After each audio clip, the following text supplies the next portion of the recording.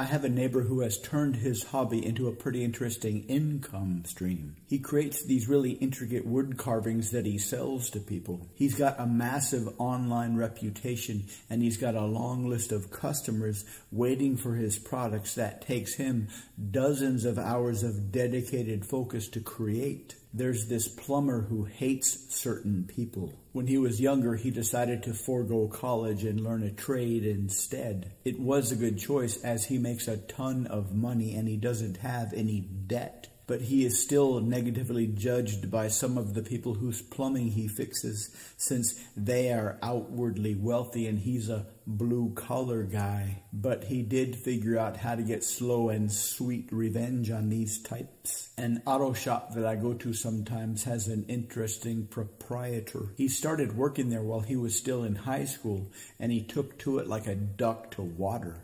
And by the time he was in his mid-20s, he ended up buying the shop from the owner. Not only is he a skilled mechanic, but he's a natural when it comes to managing and growing his finances. But he absolutely hates how people treat him when they bring in their super expensive cars and act like they are above him socially. So he did some research and figured out a way to get his revenge. I go to this local bread shop, and not only does this place have fantastic bread, but the place is always crowded. No matter when I go there, there is always a huge crowd. And the mood of the place is always very positive. The customers are always in a good mood, and as far as I can tell, all of the people who work there seem to be on a first-name basis with all the customers. I finally met the owner and convinced him to reveal his secret. He explained that he'd always wanted to open a bread shop. That's been his dream since he was a kid, but he was also very good in science, particularly chemistry. And as soon as he got his PhD, he invented and patented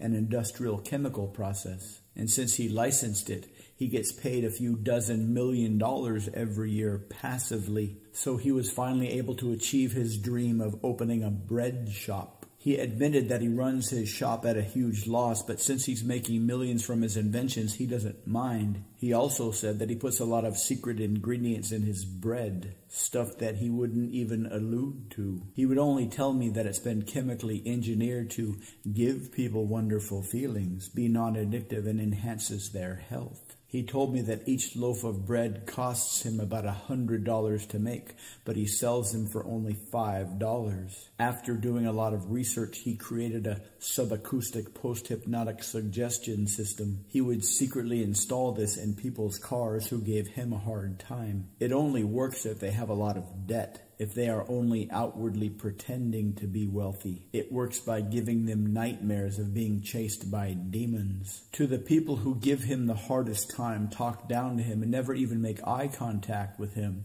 he puts wasp eggs into their plumbing. They hatch at least a couple of months later and start to reproduce rapidly inside of their walls. Eventually, their entire houses are filled with wasps. Once he told me his story, I couldn't help but admire his cleverness. He made a bunch of money early on, but since he did so while working many hours for the company that he founded, he had an inaccurate idea of what early retirement would be like. It turns out that spending all day, every day with his wife wasn't quite as enjoyable as he'd anticipated, so he purposely sells his woodworking creations at a massive loss. He said that the average money he gets calculated on a per-hour basis is about $2 per hour. That's why he has such a huge waiting list. It was all a long game plan to build a home workshop so he could spend most of his day in. Otherwise, he said, his wife would drive him crazy.